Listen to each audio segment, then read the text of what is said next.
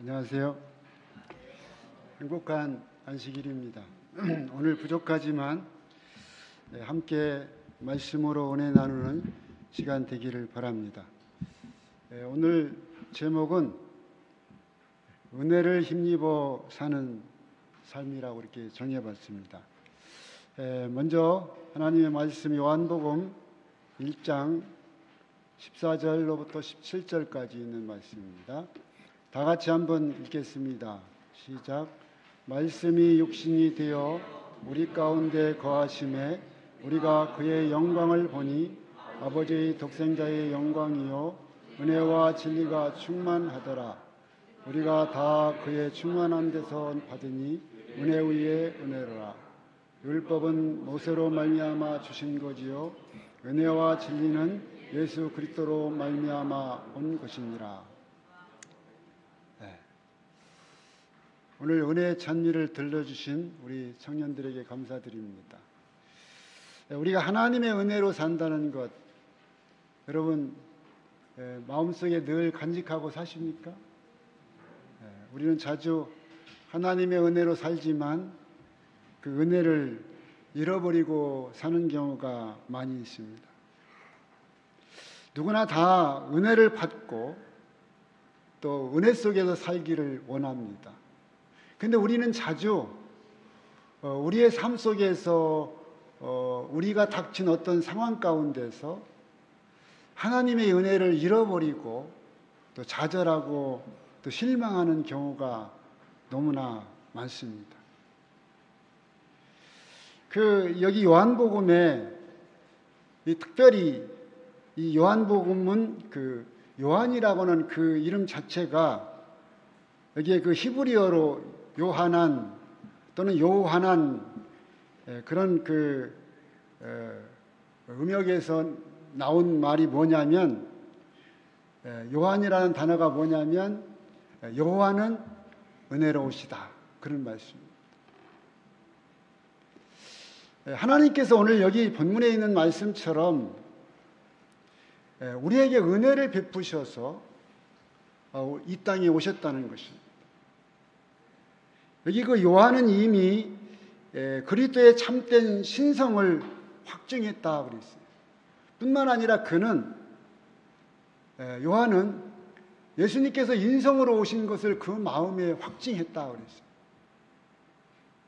또한 예수님께서 이 땅에 성육신하신 것은 우리에게 은혜를 베푸시기 위해 오셨다 그렇게 말씀을 하셨습니다. 여러분 은혜가 뭡니까 사실?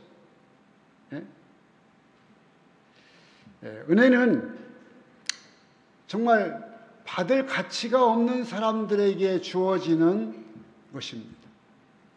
오늘 우리는 여기에 말씀한 것처럼 우리가 그의 영광을 보니 아버지의 독생자의 영광이요. 그래서 그분은 이 땅에 오실 만한 그런 분이 아니었다고 하는 것입니다. 그래서 여기 보면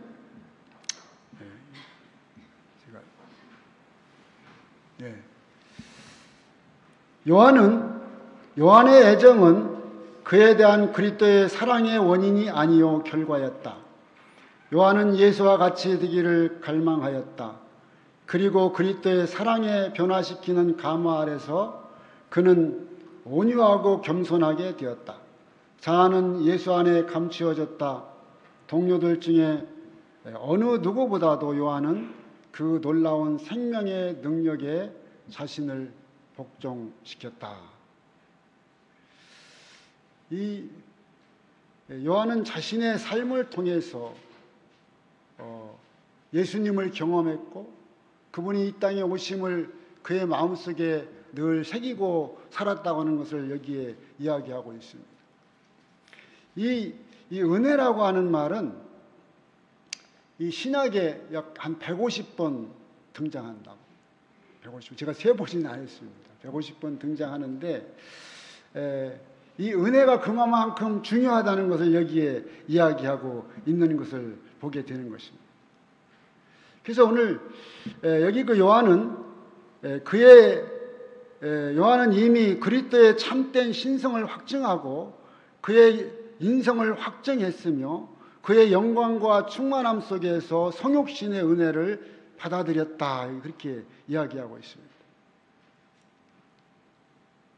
오늘 우리의 삶 속에서 하나님의 은혜, 하나님께서 우리에게 무엇을 주시고자 하는가를 우리가 다시 한번 생각하게 하는 것입니다.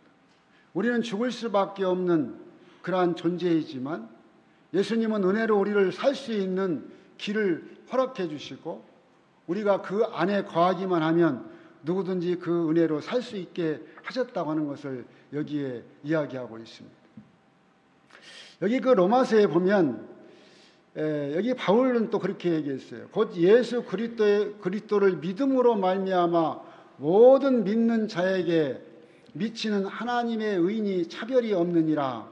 모든 사람이 죄를 범하였음에 하나님의 영광에 이르지 못하더니 그리스도 예수 안에 있는 구속으로 말미암아 하나님의 은혜로 값없이 의롭다 하심을 얻은 자 되었느니라. 모든 사람은 죄인이 있고 모든 사람들은 다 죽을 수밖에 없는 존재들이라고 하는 것입니다. 그런데 하나님의 은혜로 우리를 구원하시겠다고 하신 거죠. 여기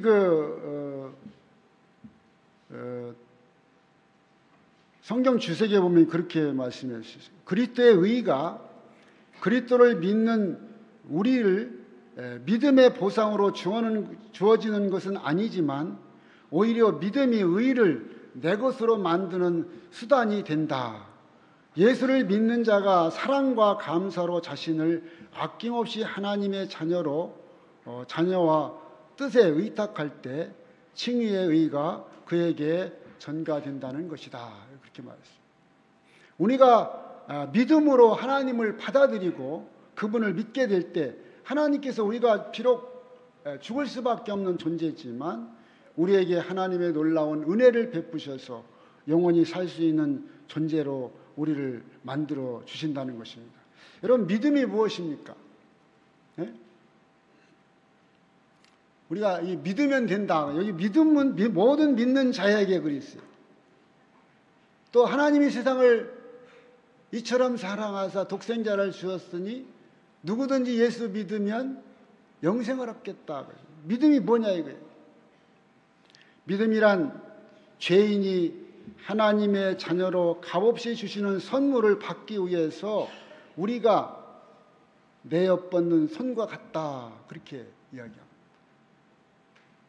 우리가 우리에게 주시는 하나님의 은혜를 받기 위해서 우리가 하나님 앞에 우리의 손을 내어뻗는 것과 같다는 것입니다. 우리가 여기 보면은 뭐라고 말했냐면 우리는 죄인이기 때문에 하나님의 영광에 이르지 못한다 그랬어요. 영광에 이르지 못한다. 우리는 다 죽을 수밖에 없다. 그런데 어떻게 해요? 그리스도 안에 있는 구속으로 말미암아 하나님의 은혜로 그랬어요. 모든 사람이 죄를 범했으며 하나님의 영광에 이르지 못하게 되었습니다. 우리는 죄인이고 죽을 수밖에 없는 존재인데 하나님의 은혜로 새 사람으로 살 수 있게 되었다는 것입니다. 그래서 우리는 이 헬라어로 은혜가 카리스인데 신약의 150번, 특별히 사도 바울은 자신의 서신에 100번 이상을 이 은혜를 다루고 있습니다. 그래서 은혜가 얼마나 중요한가를 우리에게 가르쳐주고 있는 것입니다. 은혜는 그 선물이죠. 베풀어진 선물, 친절, 혜택 이런 것들을 이야기합니다. 우리가 살면서 우리의 삶 속에서 누구에게인가 은혜를 베풀 수 있는 그런 삶이 있어야 된다는 거죠. 왜 그런가요? 하나님께서, 예수님께서 우리에게 그런 은혜를 베푸셨기 때문에 그렇습니다. 여기 하나님의 은혜가 없었다면 우리는 어떻게 되었을 것입니까? 만약에 하나님이 아니셨다면 오늘 내가 어떻게 되었을까? 한번 그런 생각해 보시기 바랍니다. 아마도 우리는 인간다운 삶을 살지 못했지 않았나 저는 그런 생각을 해봅니다. 그저 이 세상에서 보이는 것들을 찾아 내 앞에 무언가를 얻기 위해서 찾아 살아가는 그러한 모습으로 우리가 살 수 있지 않을까 그런 생각을 해보게 됩니다.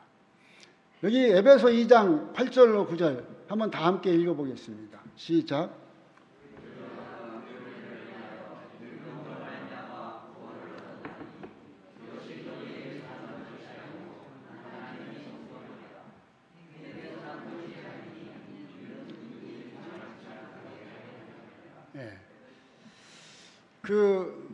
필립 얀시는 그의 책 놀라운 하나님의 은혜라는 책에서 이런 글을 적었습니다.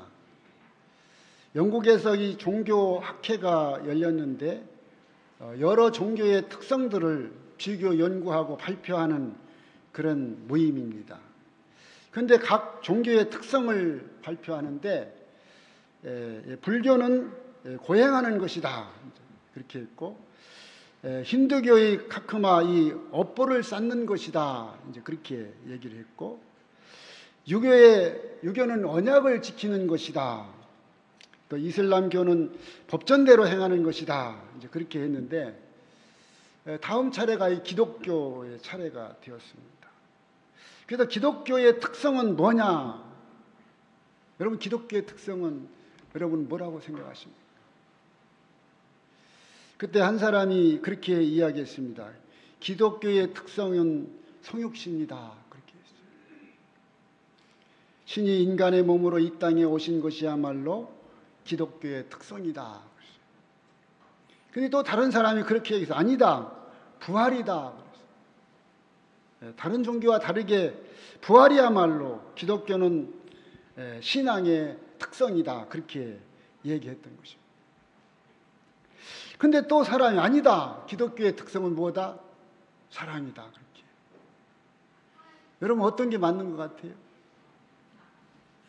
근데 그때 그 C.S. 루이스라는 사람이 일어나서 그렇게 말했습니다. 기독교의 특성은 한마디로 말하면 은혜입니다 그렇게 이야기했습니다. 어쩌면 죽을 수밖에 없는 죄인들에게 사랑으로 베풀어 주신 하나님의 은혜야말로 이 기독교의 특성이다, 특성이 아닌가 그런 생각을 해보는 것입니다.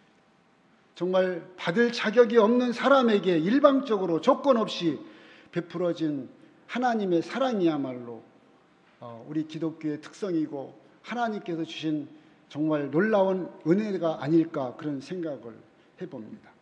다 같이 한번 읽어보겠습니다. 시작. 이 은혜는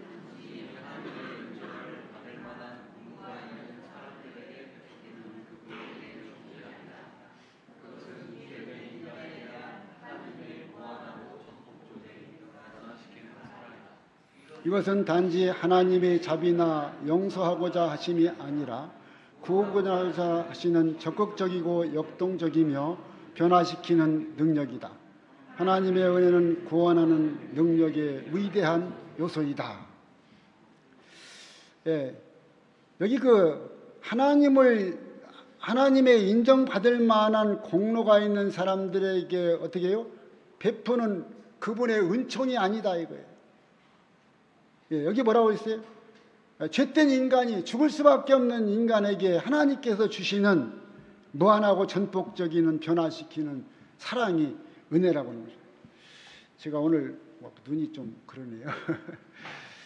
자, 그래서 오늘 하나님께서 주시는 은혜를 우리가 생각하면, 우리가 경험하면 우리의 신앙이, 우리의 믿음이 좀 더 새로워질 수 있다라고 하는 것입니다. 그래서 이 은혜는 죄된 인간에 대한 하나님의 무한하고 전폭적인 변화시키는 사랑이다. 그래서 우리가 이 은혜를 모두 경험하는 그러한 삶이 되기를 바랍니다. 여기 또 이 부모와 교사와 학생에게 보내는 권면 가운데는 그리스도는 인간이 하나님의 형상으로 회복될 수 있도록 하기 위해 자신의 생명을 주셨다. 사람들을 함께 이끌어서 진리에 순종하게 하는 것은 그분의 은혜의 능력이다.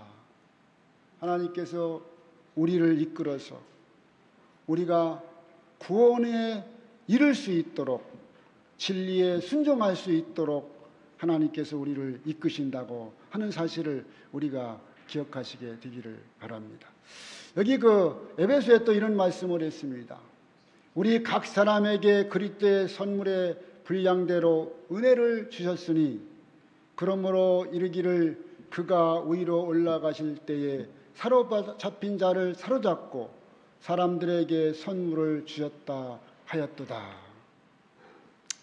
정말 사랑받을 만한 가치가 없는 우리에게 그 사랑을 베푸시는 그 사랑이 참으로 하나님의 놀라운 선물이고 은혜라고 하는 것을 우리는 기억해야 한다는 것입니다. 여기에 이런 말씀이 있어요. 한번 같이 한번 읽어볼까요? 시작. 하나님 편에서는 은혜를 베푸시고 인간 편에서는 믿음을 행하여 하나님의 선물을 받아들이는 것이다. 우리가 구원받는 것은 우리 자신을 그분에게 의탁하는 행위를 통해서이다. 믿음은 구원의 수단이 아니라 통로일 뿐이며 구원은 그분의 은혜와 선물로 이루어진다. 오늘 우리가 믿음으로, 우리가 어떤 행위로 구원받는 것이 아니고 실제는 하나님의 은혜로 이루어진다는 것입니다. 그래서 우리는 이 땅에서 하나님께서 주신 그 은혜를 늘 감당하고 그 은혜에 따라 살아가는 믿음이 굉장히 중요한 것입니다. 여러분, 내가 지금 살아있다는 것, 내가 지금 숨쉬고 있다는 것, 내가 지금 먹을 수 있다는 것, 내가 무엇인가 할 수 있다는 것, 이것이 은혜가 아닌가요? 근데 우리는 자주 그것을 어떻게 해요? 잃어버리고 산다는 거예요. 눈에 보이는 내가 아닌 누군가가 가진 그 무엇을 바라보면서 우리가 그렇게 살고 있지는 않나요?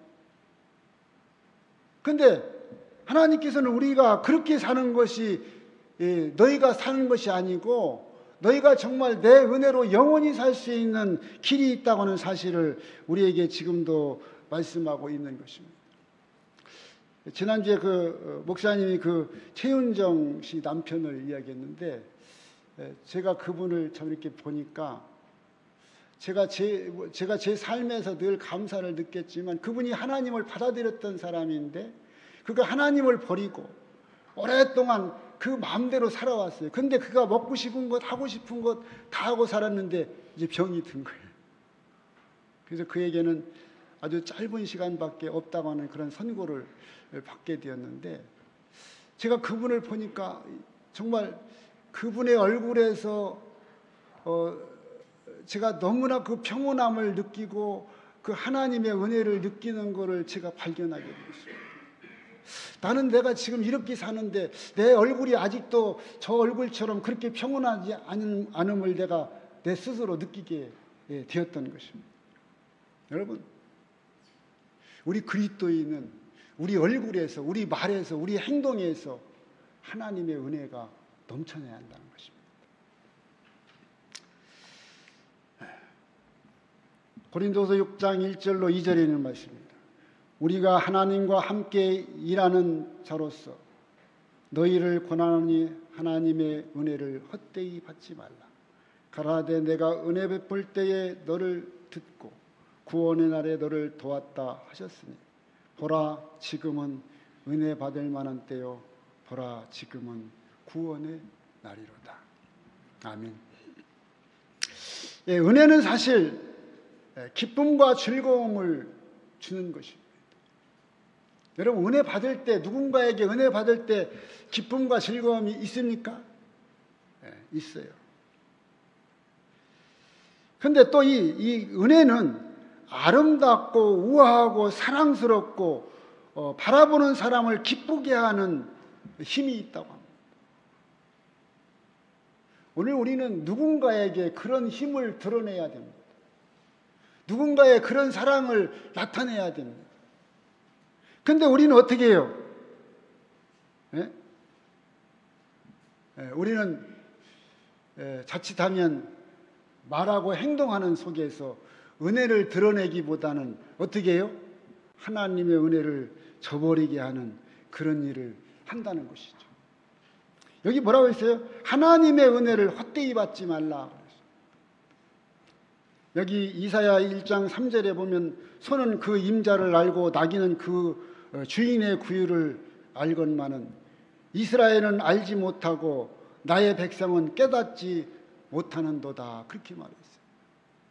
오늘 우리는 하나님께 받은 은혜를 저버리고 사는 경우가 너무나 많다고 하는 사실을 여기에 이야기하고 있습니다. 그래서 우리는 이 우리의 삶을 통해서 하나님의 은혜를 드러내는, 그래서 하나님의 은혜를 헛되게 하지 않는 그런 삶이 우리에게 있어야 된다고 하는 것입니다.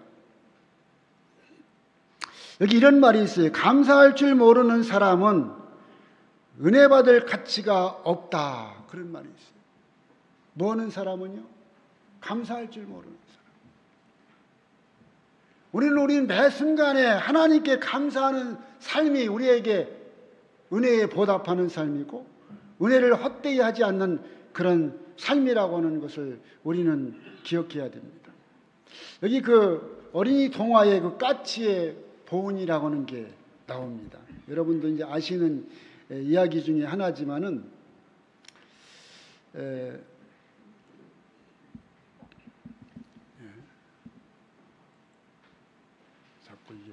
여기 보면은 어느 선비가 과거 시험을 보러 이제 가고 있었습니다. 그런데 저녁 시간이 거의 되어 가는데 어디서 이 까치의 울음소리가 막 요란하게 들리는 소리를 듣게 되었어요. 그래서 무슨 일인가 봤더니 그 까치집에 까치 새끼들이 있는데 이 구렁이가 그 까치 새끼를 잡아먹으려고 하는 거예요. 그래서 이 선비가 힘을 다해서 그 구렁이를 잡아 죽여서 그 까치를 구원해 줬어요. 근데 저녁이 돼서 이제 그 산길을 걷는데 이제 어디서 자야 되는데 이 잘 곳을 찾고 있었어요. 근데 어디 불빛이 있어서 그 집을 찾아갔는데 거기에 어떤 한 여인이 나와서 그를 맞이했고 그를 아주 잘 대접했어요. 그래서 이 잠자리에 들었는데 갑자기 뭐가 나타났어요? 이 여자가 나타났어요. 나타나서 어떻게 얘기하면 당신이 오늘 내 남편을 죽였다고. 내가 당신을 이제 죽여야 되겠다. 이렇게 하는 것입니다. 바로 그때 누가 나타났어요? 까치가 나타나서 그 종을 친 겁니다. 종을 쳐서 까치가 목숨을 바쳐서 그 종소리를 울림으로 말미암아 그 뭐가 도망갔어요? 구렁이가 도망갔어요. 그래서 이 선비가 과거를 잘 보게 되고 훌륭한 그러한 일을 하는 그러한 선비가 되었다고 하는 것입니다. 오늘 우리는 이런 미물인데도 불구하고 정말 아무것도 알지 못하는 까치인 것처럼 느껴지는 그 짐승들도 뭔가 은혜를 갚는, 자기 목숨을 바쳐서, 그래서 아침에 일어나서 보니까 뭐예요? 까치가 그 종의 그 머리를 들여 박아서 종소리를 낸 겁니다. 그래서 까치가 죽었어요. 그러니까 자기 새끼를 구해준 그 은혜를 갖기 위해서 어떻게 해요? 자기 몸을 버려서, 자기 몸을 바쳐서 그 선비를 구했다고 하는 사실을 우리는 알게 됩니다. 그래서 오늘 우리의 삶이 정말 하나님의 은혜를 경험하면 하나님을 위해서 우리가 살 수 있는 그런 사람이 되어야 된다고 하는 것입니다. 여기 우리는 그런 사람일지 모르지만, 또 우리는 아직 그렇게 살지 못하는 사람일지 모르지만 하나님은 여기에 그렇게 말씀하고 있습니다. 자, 여기 보세요. 하나님께서는 그대를 버리지 않으셨다. 그분의 사랑은 아직도 그대를 향하고 있다. 여러분, 우리는 제가 또 한 가지 얘기를 해주면, 어느 날 이 배고픈 늑대가 이 생선을 허겁지겁 먹다가 목에 가시가 걸렸다고 그래요. 근데 이 가시를 뺄 수 있어요, 없어요? 아무리 빼려고 해도 안 빼져요. 근데 어떻게 하다 보니까 이 부리가 긴 황새가 지나가고 있어요. 그래서 이 늑대가 머리를 썼어요. 아주 친절하고 고운 목소리로 여보시오, 까치님, 내 목에 있는 이 가시를 빼주면 내가 꼭 은혜를 갚겠노라. 내가 당신에게 귀한 선물도 주고 그렇게 하겠노라. 그렇게 얘기했어요. 그래서 이 까치가 저 황새가 가만히 생각하게 그 늑대 입속에 자기 부리를 집어넣어야 되는데 잘못하면 죽는 거거든요. 근데 이제 그래도 그 사정하는 것을 못 이겨서 정말 안간 힘을 다해서 가시를 꺼내줬어요. 이제 꺼내고 나와서 이제 그 황새가 이야기했습니다. 내가 이제 가시를 꺼내줬으니까 당신이 약속한 뭔가 선물을 줘야 되지 않겠느냐. 그랬더니 늑대가 뭐라고 얘기했어요? 네가 내 입에 내 부리를 집어넣고도 살았으면 됐지 뭐를 더 원하느냐, 이렇게 큰 소리 쳤다고 하는 거죠.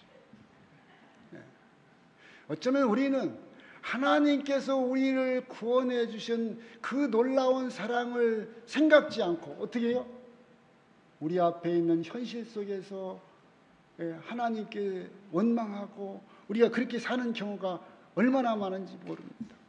그대는 아이가 어머니의 팔에 매달리듯이 그분을 신뢰해야 한다.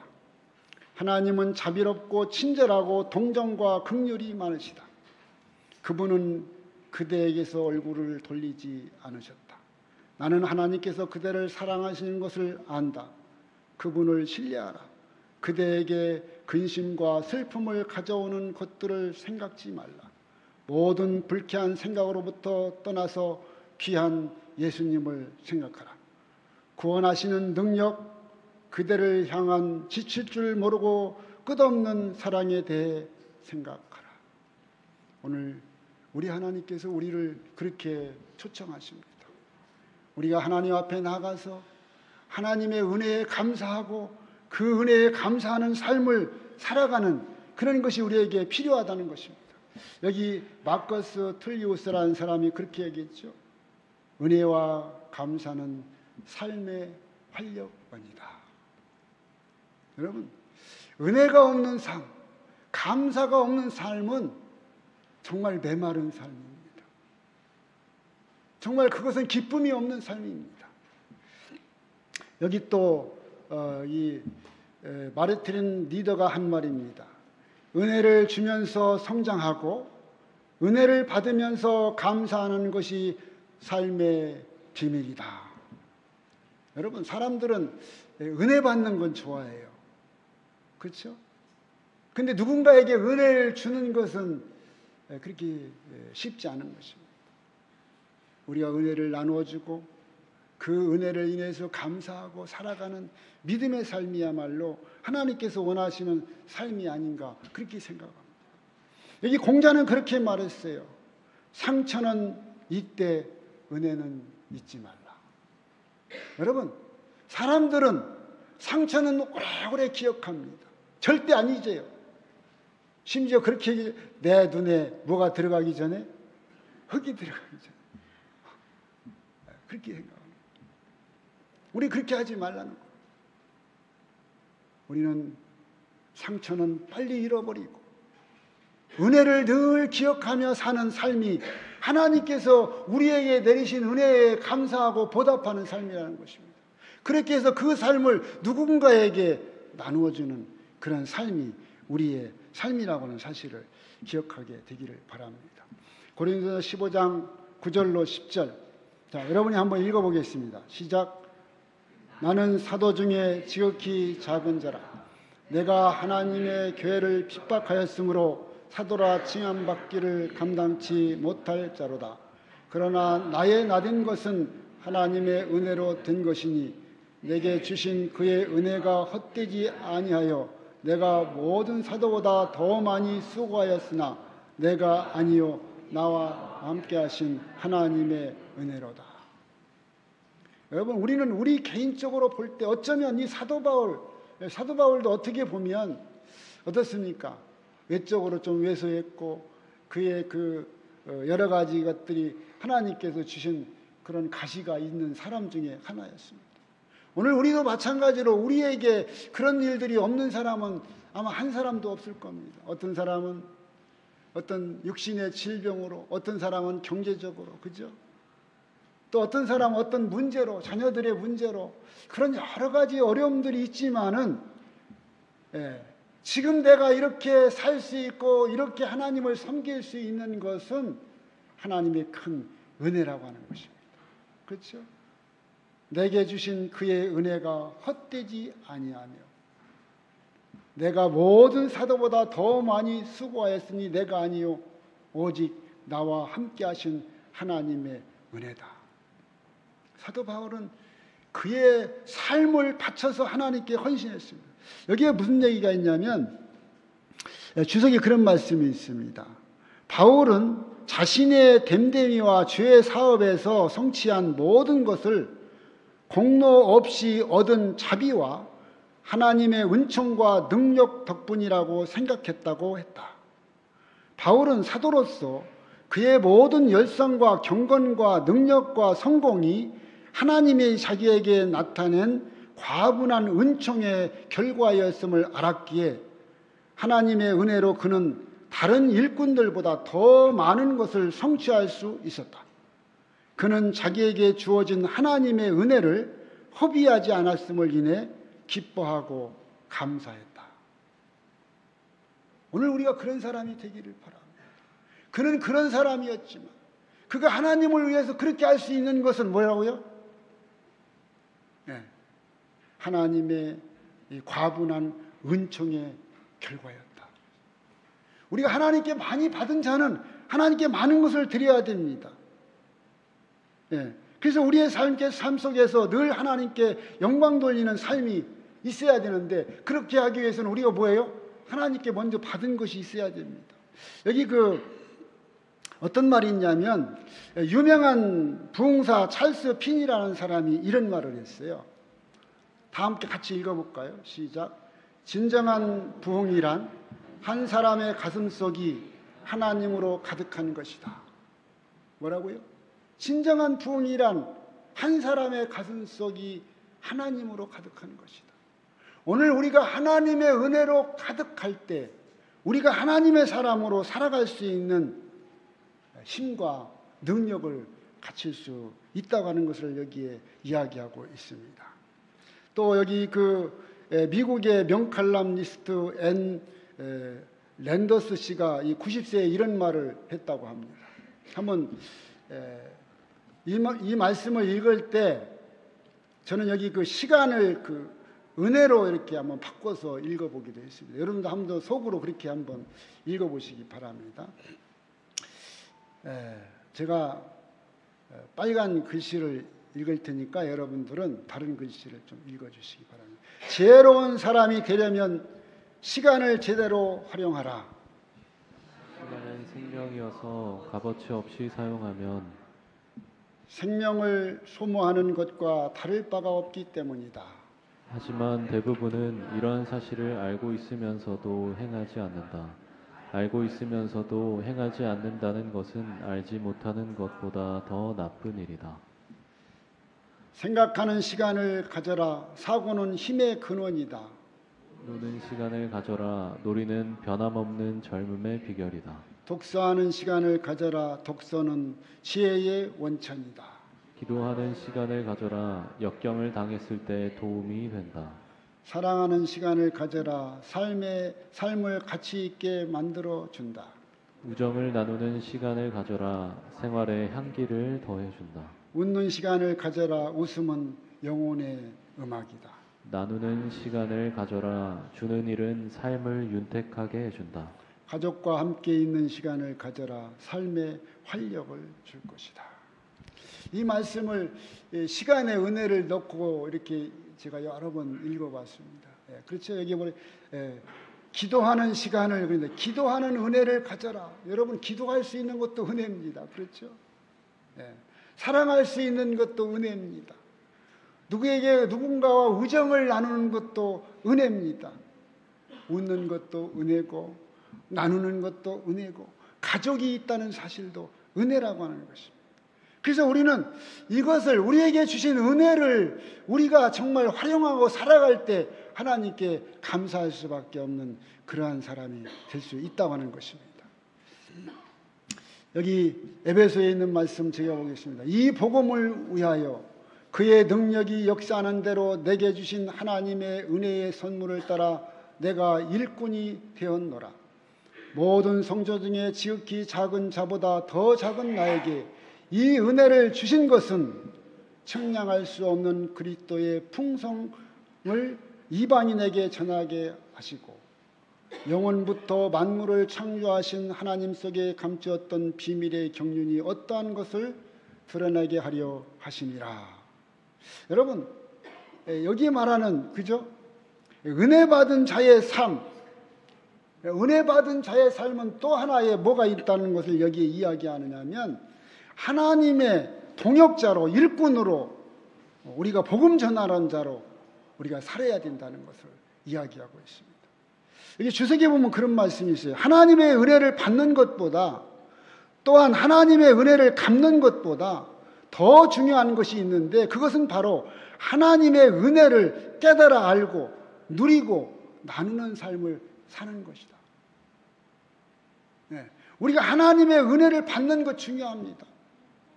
또 우리가 하나님의 은혜를 갚겠다고 내가 무엇을 행하는 것 중요합니다. 그런데 우리가 하나님 은혜를 갚을 수 있을까요? 사실은 그렇지 못합니다.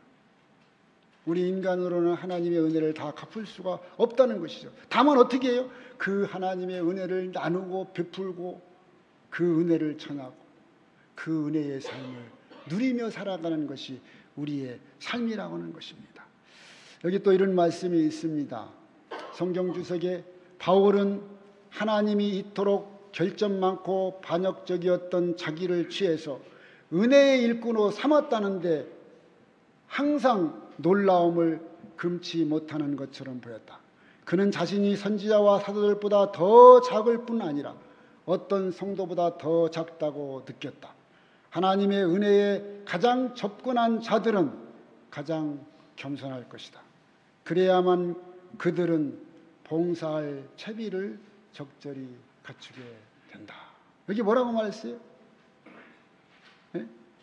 하나님의 은혜에 가장 근접한 자들은 가장 겸손할 것이다. 왜요?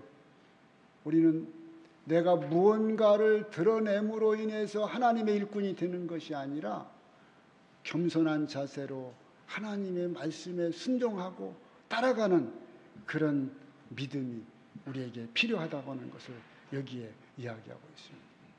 그래서 오늘 우리는 겸손한 삶을 통해서 내 삶의 모습 속에서 은혜가 흘러넘치는 삶으로 바뀌어야 된다는 것입니다. 그래서 그 사람 모습만 보면 참 평화롭고 은혜스럽다. 그걸 느끼게 돼요. 그래서 누군가 내 모습을 보면 혹시 목사님이신가요? 그런 얘기 여러분 들어보셨어요? 혹시 교회 다니시나요? 근데 우리가 우리의 삶 속에서 그렇게 우리가 경험되지 못하고 우리가 삶에 살아가지 못하면 누군가 나를 바라볼 때 조금 그런 사람으로 비춰질 수 있다고 하는 것을 보게 됩니다. 러시아의 대문호 톨스토이가 평생 동안 3가지 질문을 가슴에 품고 살았다고 합니다.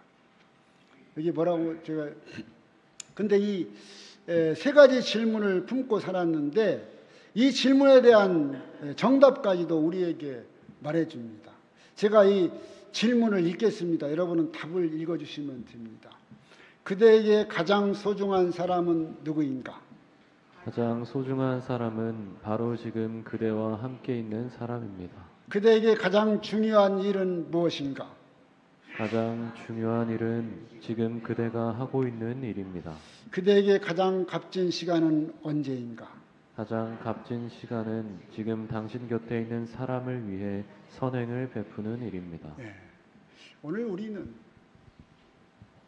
우리는 지금 이 순간 나와 함께 있는 사람들에게 은혜를 베풀고 나와 함께 있는 사람들과 값진 시간을 보내는 것이 가장 중요한 것입니다.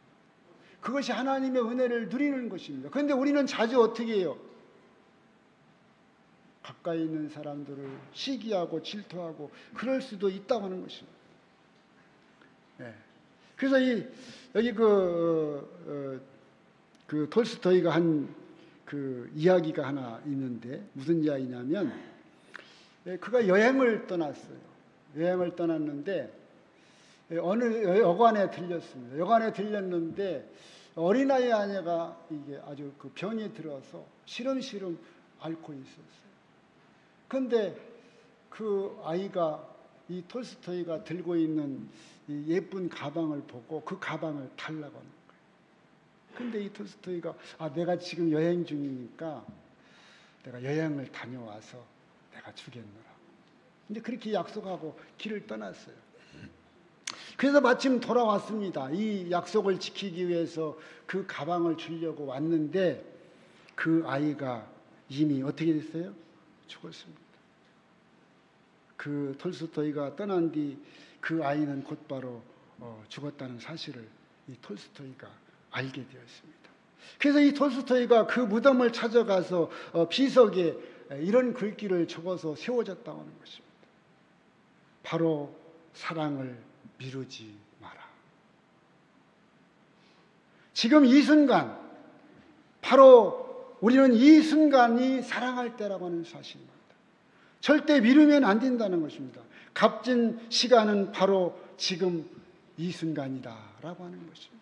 그래서 오늘 우리는 하나님의 사랑을 경험하고 누리고 지금 이 순간 그것들을 누구에게가 나누는 그런 시간이 필요합니다. 그것이 하나님께서 우리에게 말한 은혜를 힘입어 사는 삶이라고 하는 것입니다. 교인들이여 빛을 비추라. 그대들의 음성을 겸손한 기도에 부절제와 어리석은 행동과 이 세상 쾌락을 막는 일에, 그리고 이 시대를 위한 진리를 선포하는 일에 사용하라.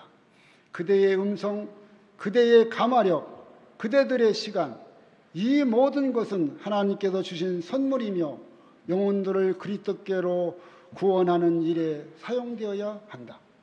그대들의 이웃을 방문하여 그들의 영혼의 구원에 대한 관심을 보여주라. 모든 영적 능력이 활동하도록 일깨우라. 그대들이 방문하는 자들에게 만물의 마지막이 가까웠다는 것을 말해주라. 주 예수 그리스도께서 그대의 마음의 문을 열어주시고 그들의 마음에 오래 지속되는 감명을 주실 것이다. 오늘 우리의 삶이 정말 하나님의 은혜에 늘 반응하는 삶으로 바뀌어야 됩니다. 제가 이 바닷가에 사는데 이 파도가 계속 밀려옵니다. 하나가 지나면 또 밀려, 또 하나가 지나면 또 밀려. 여러분, 하나님의 은혜를 좀 그렇게 경험하시오. 내가 이 하나님의 은혜를 경험했는데 또 이 하나님의 은혜가 또 오네. 근데 또 오네. 이 하나님의 은혜를 경험해야 돼. 그렇지 못하면 우리의 삶이 피폐해집니다. 예. 여러분, 그래서 은혜를 경험하는 삶이, 은혜를 힘입어 사는 삶이 이 세상에서 가장 행복한 삶이라고 하는 것을 기억해야 됩니다. 하나님께서는 우리의 행복을 위해서 이 땅에 오셨고 우리에게 그렇게 삶으로 우리가 행복하도록 하셨다고 하는 사실을 기억해야 됩니다. 고인물은 썩습니다. 우리가 받은 은혜를 누군가에게 나눌 때, 누군가에게 그것을 베풀 때 그 은혜는 계속해서 우리에게 이르러 온다고 하는 사실을 우리가 기억하시게 되기를 바랍니다. 사람들과 교제하기 전에 먼저 그리스도와 교통하라. 제가 이 말씀을 준비하면서 내가 정말 하나님의 은혜에 감사하는 삶을 살았나 이렇게 그런 생각들을 제가 해봤어요. 내가 은혜를 전하는데 내가 어떤 은혜를 전해야 되는지 제가 사실은 잘 이렇게 좀 생각이 안 되더라고요. 여러분, 우리는 매 순간이 하나님의 은혜라고 하는 사실을 우리가 기억해야 됩니다. 하늘의 은혜의 보좌에서 나아가 사람들을 도울 준비를 갖추라. 그대의 마음을 하나님께 대한 영광스러운 생각으로 가득 채우라. 그대의 생애를 보이지 않는 끈으로 예수의 생애와 연결시켜라. 성령은 하나님께 대한 것을 그대에게 보여주시고 그것이 순종하는 사람의 마음에 들어가 살아있는 능력이 되게 하신다. 그리스도께서는 그대를 인도하사 그분의 영광을 볼 수 있게 될 것이며 또한 항상 살아계셔서 우리를 위하여 간구하시는 예수님의 충만하심을 사람들에게 나타내 볼 수 있게 될 것이다. 그래서 우리는 늘 어떻게 해야 돼요? 우리 마음속에 하나님의 은혜가 채워져 있어야 돼요. 옛날에는 물을 길러서 쓰는 때가 있었죠. 그러면 저도 이 물지개를 줘봤습니다. 양동이를 이렇게 2개를 치고 거기다 물을 퍼 담아서 그것을 가서 이게 부엌에 부습니다. 근데 그것도 이제 좀 부잣집은 집안에 우물이 있어요. 근데 그렇지 않은 집들은 좀 멀리 동네 우물에 가서 물을 깁니다. 근데 이 2 양동이가 있는데 한 양동이는 그런 얘기를 했어요. 한 양동이는 이렇게 말을 했습니다. 나는 10걸음만 가면 내 양동이에 물이 늘 비워지기 때문에 너무나 재미가 없다. 그렇게 얘기했어요. 근데 다른 한 양동이는 뭐라고 말했어요? 나는 10걸음만 지나면 늘 물이 채워지기 때문에 어딘가에 누군가에 그 물을 채워줄 수 있어서 행복하다고 그렇게 이야기했다고 그러죠. 여러분, 우리는 누군가에게 무엇을 채워주는 그런 사람인가요? 아니면 늘 우리는 우리 마음 자체도 하나님의 은혜가 없어서 늘 비어있는 그런 사람인가요? 우리의 삶이 하나님의 은혜로 채워져서 하나님의 일을 하는 사람으로 살아가게 되기를 간절히 바랍니다. 저는 이 성령을 우리 구주 예수 그리스도로 말미암아 우리에게 풍성히 부어주사 우리로 저의 은혜를 힘입어 의롭다 하심을 얻어 영생의 소망을 따라 후사가 되게 하려 하십니다. 하나님께서 우리에게 주신 이 은혜의 목적은 우리가 그 은혜대로 삶으로 말미암아 하나님의 후사로 살게 하신다고 하는 것입니다. 인류를 온전히 회복시키는 이 하나님의 계획, 하나님의 놀라운 축복, 이 은혜를 경험하며 살아가는 모두가 되기를 간절히 바랍니다. 여기 기별에 있는 말씀입니다. 믿는 영혼으로 죄에서 자유하게 하기 위하여 풍성한 은혜가 마련되었으며 온 하늘과 하늘의 무한한 자원을 우리 마음대로 쓸 수 있게 하셨다. 우리들은 구원의 우물에서 길러야 한다. 그리스도께서 모든 믿는 자에게 의를 이루기 위하여 율법의 마침이 되셨다. 우리들은 우리 자신 안에서는 죄인이지만 그리스도 안에서는 의인들이다. 그리스도의 의를 옷 입히심으로 우리들이 의롭게 하신 하나님께서는 우리들을 의롭다고 선언하셨으며 의인들처럼 취급하신다. 하나님께서는 우리들을 당신의 사랑하시는 자녀로 바라보신다. 이게 뭐라고 말했어요? 여기는 우리들은 구원의 우물에서 늘 길러야 된다. 그렇게. 저는 이제 말씀을 마치면서 이제 이 말씀을 보겠습니다. 그러므로 우리는 긍휼하심을 받고 때를 따라 돕는 은혜를 얻기 위하여 은혜의 보좌 앞에 담대히 나아갈 것입니다. 그리스도인은 자비하신 하나님의 은혜에 자유롭게 나아갈 수 있는 특권이 있다. 그러므로 우리는 담대히 나가야 한다. 하나님이 우리에게 빛을 줬기 때문이 아니라 하나님이 우리를 구하는 모든 자에게 그의 은혜를 값없이 주기 때문이다. 오늘 우리 모두는 하나님이 우리 모든 사람에게 값없이 주시는 은혜를 힘입어서 이 땅에서 행복한 삶을 누리며 살 뿐만 아니라 영원한 은혜의 보좌에 이르는 모든 성도들이 되기를 바란다고 말씀하십니다. 그래서 우리는 하나님의 은혜가 오늘 우리 모두에게 임할 수 있도록 우리의 삶이 하나님의 은혜가 충만한 삶이 되기를 간절히 바라면서 말씀을 마치겠습니다.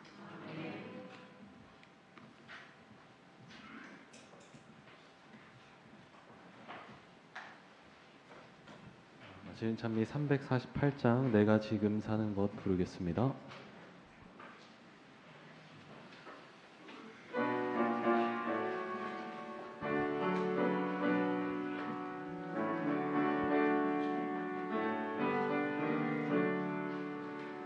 내가 지금 사는 것 주의 크신 은혜요 주를 믿게 된 것은 더욱 크신 은혜라.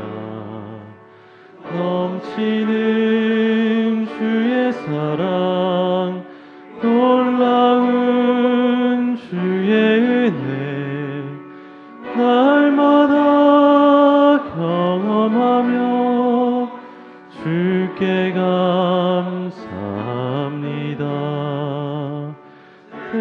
세상에서 당하는 환난 고초 많으나 이길 힘을 주시니 더욱 크신 은혜라.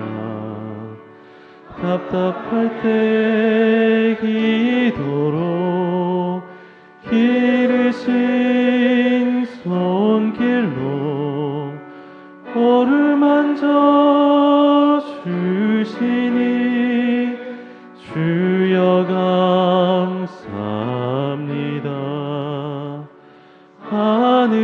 하늘에는 영광이 우리에겐 기쁨이 날로 더해가는 것 더욱 크신 은혜라. 쌓여진 사랑도 감사할 길 없어서 몸과 마음 드립니다. 진정 감사합니다. 아버지 하나님의 은혜와 사랑이 주를 사랑하는 모든 백성들에게 함께해 주시기를 예수님의 이름으로 간절히 기도드렸습니다.